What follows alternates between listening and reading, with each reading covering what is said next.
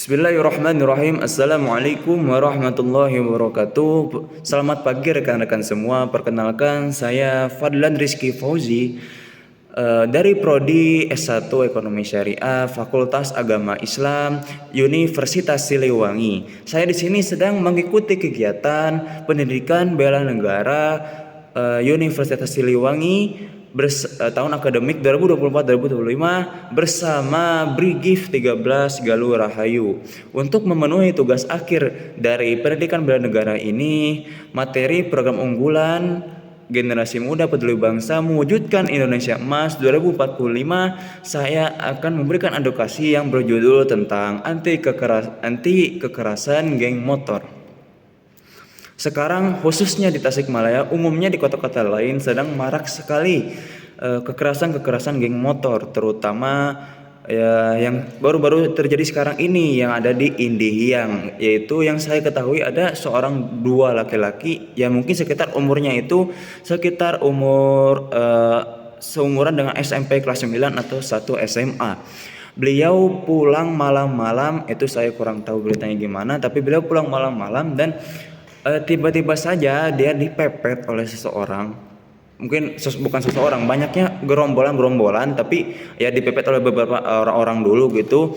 Dan mereka dianiaya, dipukuli, dikeroyoki dan lain semacamnya, sampai mereka mengalami luka-luka di beberapa bagian tubuh mereka gitu.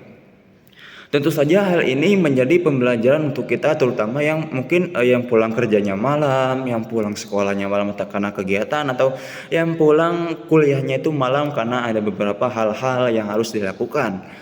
Kita harus bisa meminimalisir untuk pulang malam, apalagi di tempat-tempat yang menurut kita atau menurut kalian tahu bahwa tempat itu sangat rawan ketika malam-malam. Jadi usahakan untuk tidak pulang terlalu malam. Apabila jika pulang malam juga, kalian bisa cari jalur alternatif yang mungkin di situ banyak seseorang. Kenapa di Indihiyang terjadi pengeroyokan?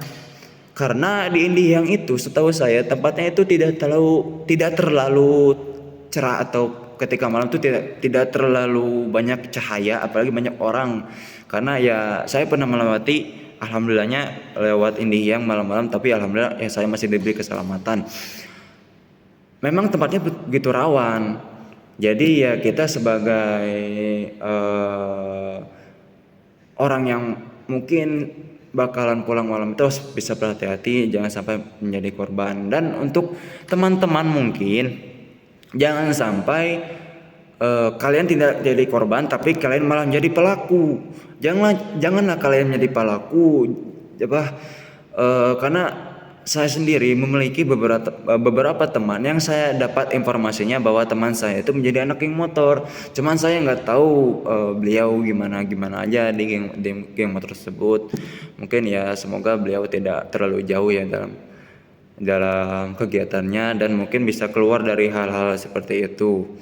Nah, kembali lagi, kita jangan sampai menjadi pelaku, karena ya di umuran kita ini banyak sekali goda-godaan, bahkan dari teman-teman kita, khususnya anak SMP, SMA, kuliah, bahkan anak SD pun ada yang menjadi geng motor. Waktu itu pernah ketangkep itu yang geng motor, ya ada namanya di Hajet, ada anak SD kelas 6. Beliau ketangkap karena pas ditanya motifnya itu karena dia jajak temannya. Karena itu kita harus bisa memilah-milah teman atau memilah pergaulan, karena ya pergaulan itu baik enggaknya kita itu ya kita sendiri menentukan. Jadi pesan saya untuk generasi muda sekarang itu, jagalah diri kalian baik-baik, jangan salah pergaulan, apalagi sampai mengikuti geng motor dan melakukan kekerasan, melakukan penganiayaan. Kalau misal kalian ingin mencari jati diri bukan dengan cara seperti itu, banyak hal-hal lain jati diri. Misal kalian membantu masyarakat, bisa membantu hal-hal yang bermanfaat untuk masyarakat, bisa mencari ilmu yang bermanfaat untuk mungkin ya jangan langsung ke masyarakat, mungkin yang terdekat dulu ke keluarga atau ke saudara atau lain-lain. Jadi ketika kalian ingin mencari sesuatu tentang diri kalian itu, carilah dengan jalan yang lurus, jalan yang baik. Jangan sampai kita melenceng dari jalur yang seharusnya tidak kita sentuh. Karena di dalam Al-Quran sendiri itu kita disuruh untuk melakukan kebaikan-kebaikan.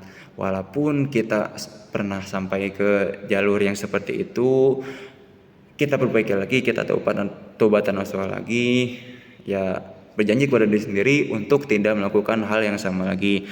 Mungkin sekian yang bisa saya sampaikan, kurang lebihnya mohon maaf. Akhirul kalam, assalamualaikum warahmatullahi wabarakatuh.